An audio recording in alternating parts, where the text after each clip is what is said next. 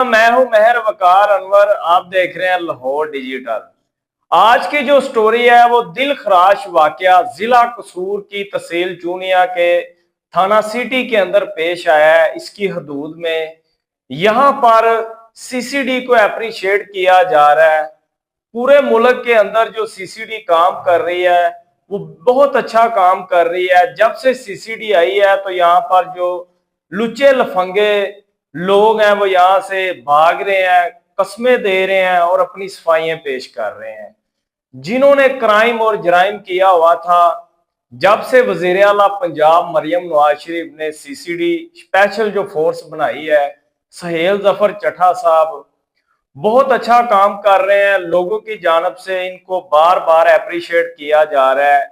इसके अलावा पूरे पाकिस्तान के अंदर जहां पर भी सीसीटीवी फुटेज के जरिए वाकया रिपोर्ट होता है, अगले ही दिन वो मुलजम अपने इंजाम को पहुंच जाता है, फौरी तौर पर एक्शन लिया जाता है।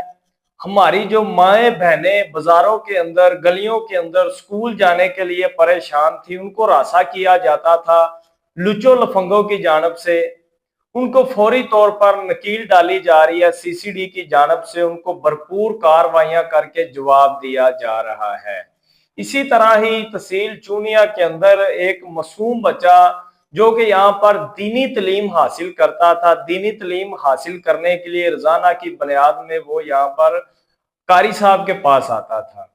यहाँ पर जब तालीम हासिल करता था, जितने भी लोग यहाँ पर नमाज के लिए आते थे और पढ़ाई के लिए बच्चे आते थे वो चले जाते थे।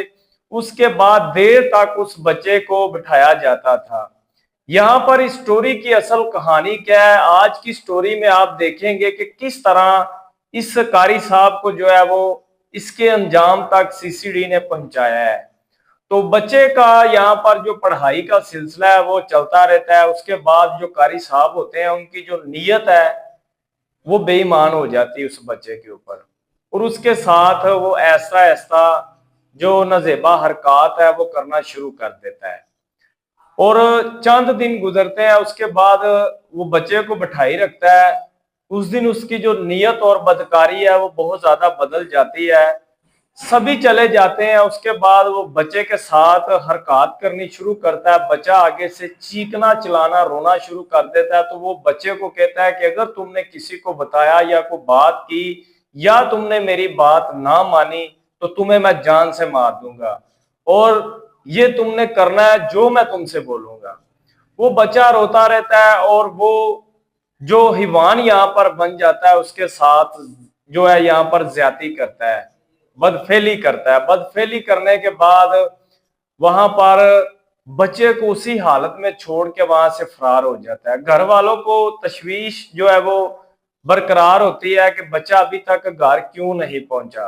तो वहां पर ढूंढते हुए वो घर के अंदर पहुंचते हैं। तो वहां पर जाकर देखते हैं कि बच्चा वहां पर रो रहा होता है। बच्चे से पूछा जाता है कि बेटा क्या हुआ है। बच्चे का वालिद वहां पर आता है मस्जिद के अंदर उसके पास।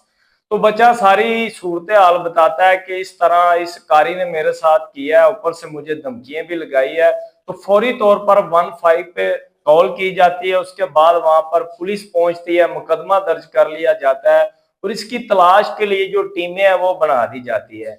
लेकिन ये वहां से फरार हो चुका होता है। और उसके बाद ये जो केस है सीसीडी को दिया जाता है। सीसीडी यहाँ पर दिन रात मेहनत करती है और चंद ही घंटों के बाद इस मुलजम को पकड़ लिया जाता है। और उसके बाद फिर वही होता है जो हर मुलजमान के साथ सीसीडी वाले कर रहे हैं। तो यहाँ पर भी इस ईवान के नेफे के अंदर पिस्टल चल चुका है। और उसके बाद आप खुद समझ सकते हैं, बताने की जरूरत नहीं पड़ेगी कि पिस्टल चलने के बाद जब आपकी कीमती चीज जिसके साथ आप लोगों के साथ ईवानियत सोचते हैं वो खत्म हो जाए तो आप किस काबिल रहेंगे। तो इस तरह के जितने भी दरिंदे गली मोहल्लों के अंदर और इसके अलावा जितने भी मासूम बच्चों के साथ इस तरह के वाकियात कर रहे हैं तो फौरी तौर पर उनको उनकी जो अदवियात है वो फराम की जा रही है। तो ऐसे जो वाकियात है उनकी रोकथाम के लिए सीसीडी बहुत अच्छा काम कर रही है।